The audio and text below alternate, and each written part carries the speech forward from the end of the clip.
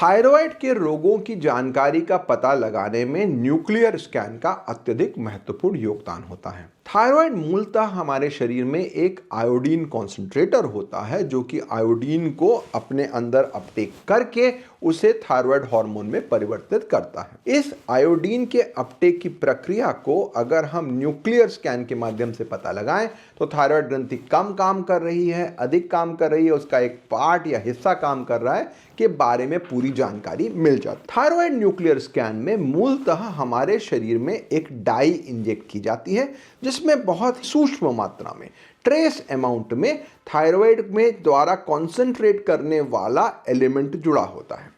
आमतौर पर आजकल होने वाले थायराइड स्कैन में टेक्नीशियम 93 को प्रयोग किया जाता है। जब हम किसी व्यक्ति के रक्त में ये डाई को इंजेक्ट कर देते हैं तो ये डाई वहां से जाकर के थायराइड ग्रंथि इकट्ठा हो जाती है और उसकी फिर करीब 20 से 30 मिनट के पश्चात हम लोग एक इमेज ले लेते हैं और देखते हैं कि कहाँ पे मात्रा है और उससे पता चलता है कि थायराइड ग्रंथि काम कर रही है कि नहीं, थायराइड ग्रंथि बनी है कि नहीं, या थायराइड ग्रंथि अधिक या कम काम कर रही है। थायराइड न्यूक्लियर स्कैन एक बहुत ही सरल प्रक्रिया है और इसके कोई दुष्प्रभाव नहीं होते हैं। इसे हम नवजात शिशुओं से लेकर किसी भी उम्र में कर सकते हैं कि यदि किसी में थायराइड की कमी है तो हमें यह टेस्ट थायराइड की दवा को प्रारंभ करने से पहले करना चाहिए। तो यदि हम दवा चालू कर देते हैं तो थायराइड स्कैन के रिजल्ट्स में कमियां आ सकती हैं। थायराइड स्कैन का सबसे महत्वपूर्ण योगदान कंजेनिटल हाइपोथायराइडिज्म या जन्म के समय थायराइड की कमी की जानकारी को पता लगाने में होता है।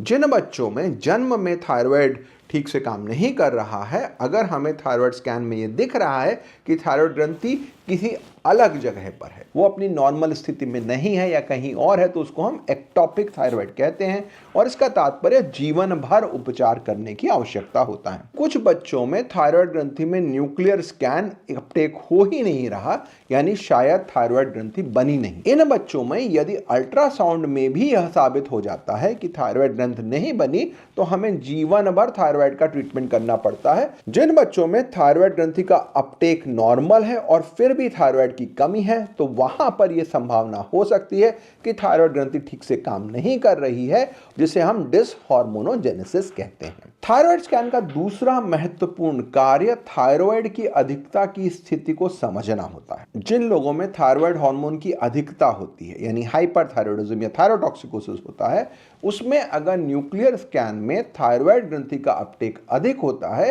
तो यह समझाता है कि थायराइड ग्रंथि ज्यादा काम कर रही है, यह ग्रेव्स डिजीज है और यहां हमें थायराइड को ब्लॉक करने की आवश्यकता होती है।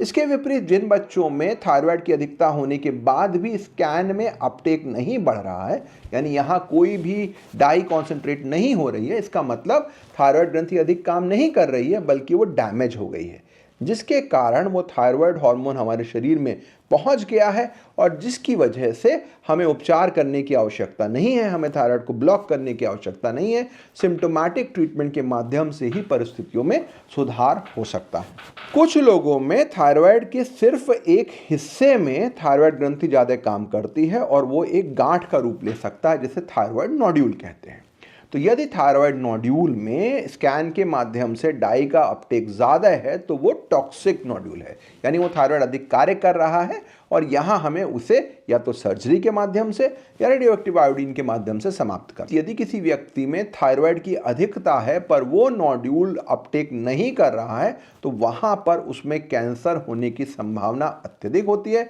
और वहाँ FNAC या नीडल की जांच होना बहुत अधिक आवश्यक होता है।